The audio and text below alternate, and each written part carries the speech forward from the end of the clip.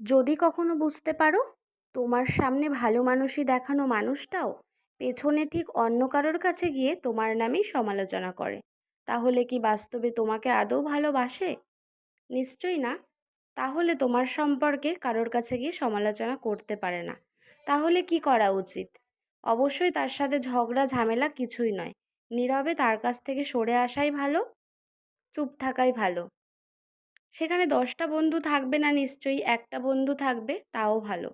কিন্তু তুমি কেন সমালোচনার পাত্রী হবে তার কাছে? সে যদি তোমাকে ভালোই বাসে, তোমার ভালো কিছু সে পছন্দ করে, তাহলে তোমাকে নিয়ে সমালোচনা নিশ্চয়ই করবে না। আর যেটা করে সামনে, সেটা লোক দেখানো, তোমার মন ভোলানো। এরকম অনেক মানুষ আছে। তাই বুঝে শুনে বন্ধুত্ব করতে হয়। সেটা 10 বছরের হলেও কিন্তু নাও থাকতে পারে, আবার দুদিনের সম্পর্কও কিন্তু টিকে যায়। ওই যে বিশ্বাস আর ভালোবাসার ভরসার ওপরই কিন্তু সম্পর্ক টিকে যায়। আর অনেকে আছে দিনের পর দিন তোমার সাথে মিশে ওই মিথ্যে নাটক করবে, আর তোমার কাছ থেকে সব কিছু শুনে অন্যের কাছে গিয়ে বলবে।